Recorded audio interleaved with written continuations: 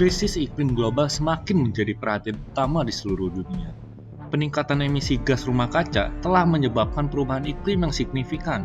Salah satunya kenaikan suhu global, perubahan pola cuaca yang ekstrim, dan kerusakan lingkungan.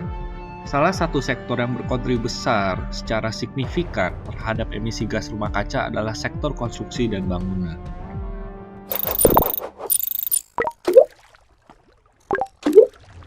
Dalam beberapa dekade terakhir, sektor konstruksi telah mengalami pertumbuhan pesat dengan bangunan-bangunan yang baru yang dibangun di seluruh dunia. Namun, proses konstruksi dan operasional bangunan ini menghasilkan gas rumah kaca yang tinggi, baik melalui konsumsi energi listrik, penggunaan air, maupun penggunaan material konstruksi. Sudah tidak dapat dipungkiri lagi bahwa industri konstruksi merupakan salah satu industri penyumbang polutan yang cukup besar di dunia. Industri konstruksi sudah memberikan sumbangsi sebesar 39% dari pelepasan emisi gas karbon dioksida secara global.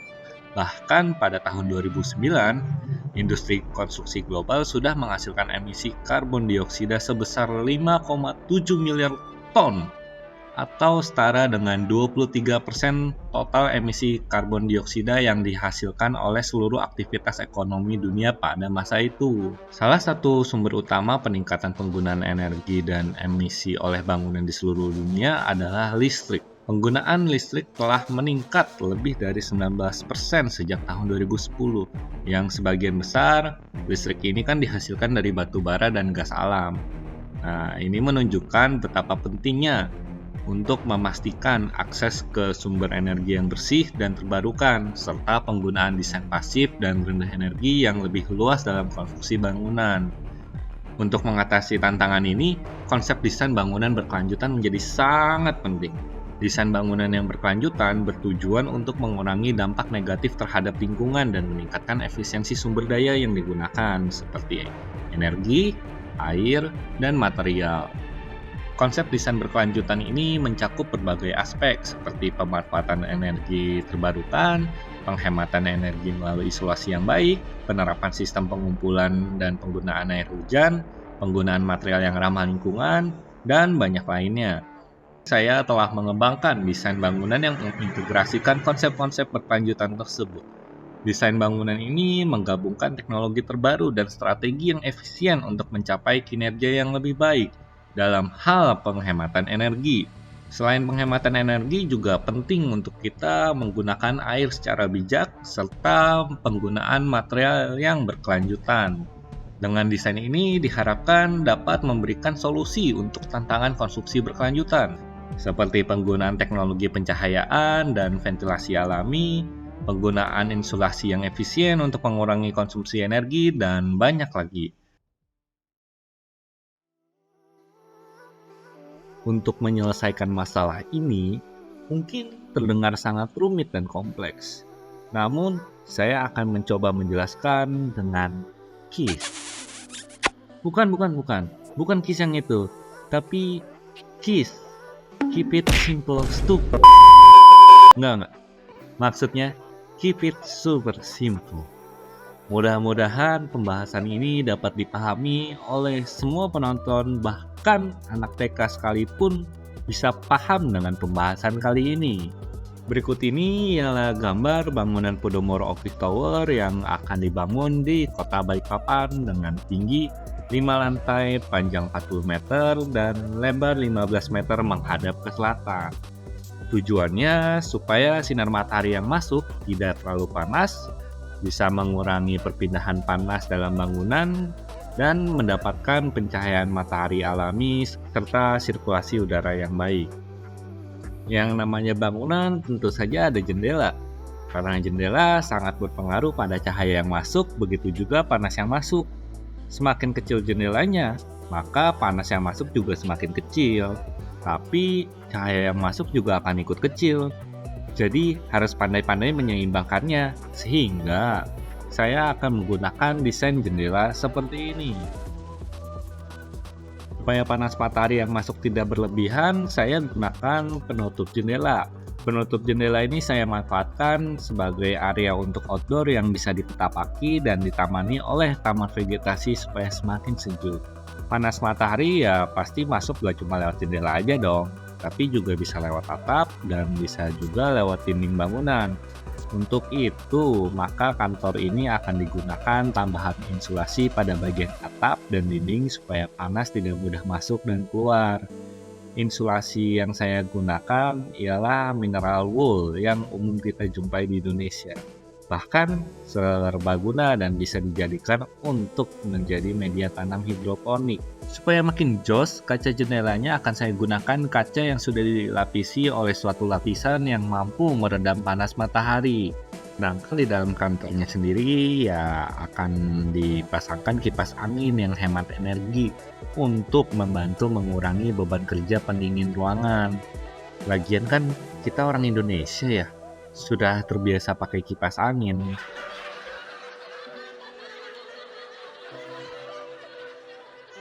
Kipas angin Cosmos Modesta.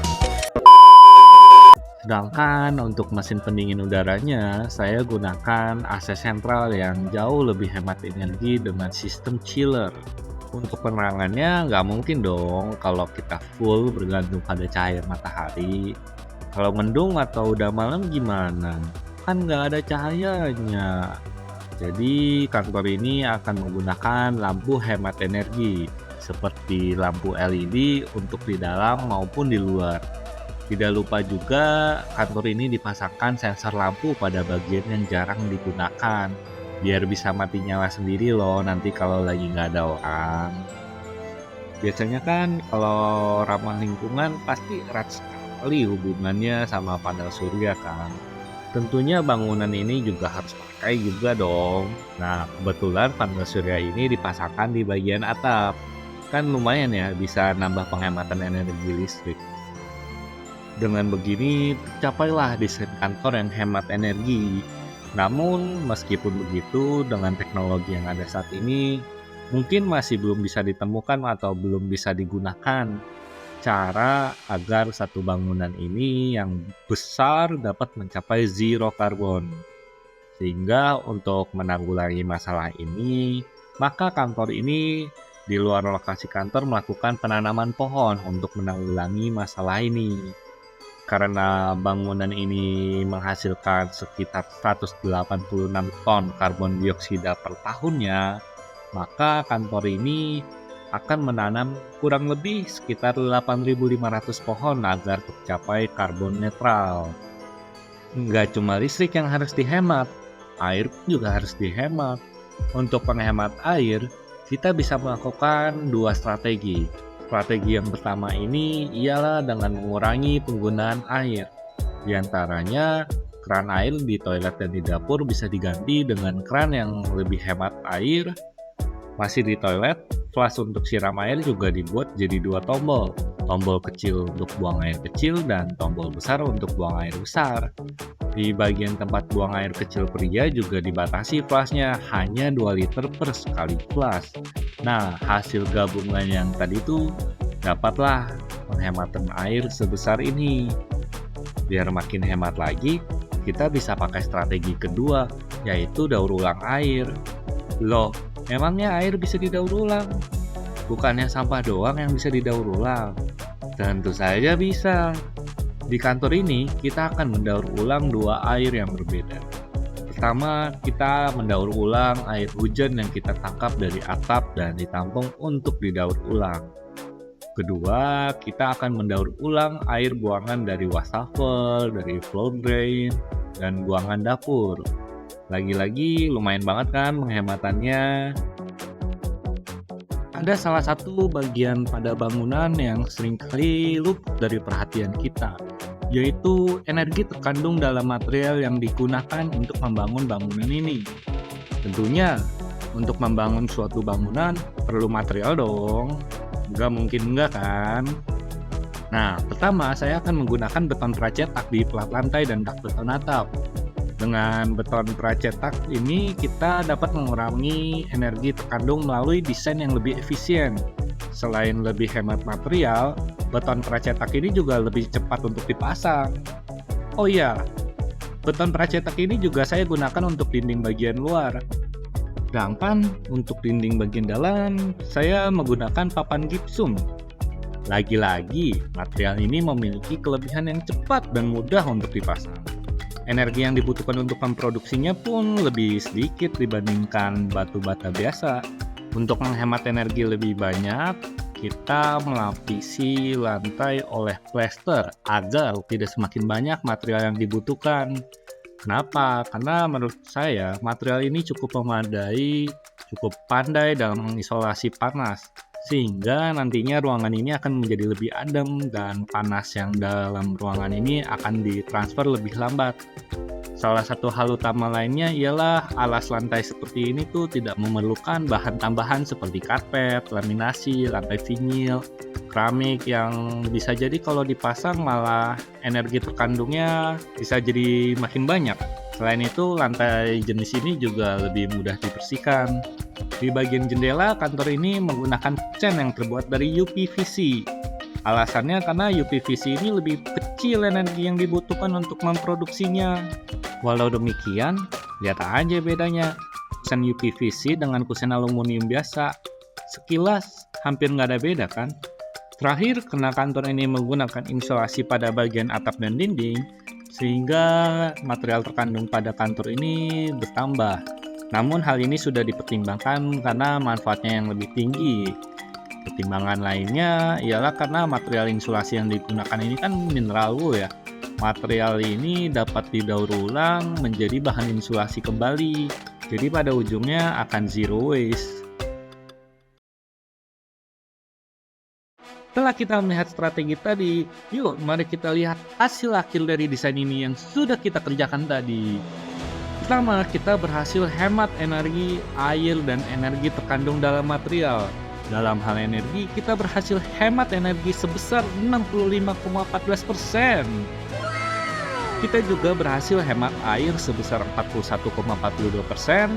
Lumayan banget lah, kira-kira kita bisa menghemat 2,1 juta liter air per tahunnya. Dan kita berhasil menghemat energi terkandung dalam material sebesar 1522,05 megajoule per meter persegi. Yo, tepuk tangan.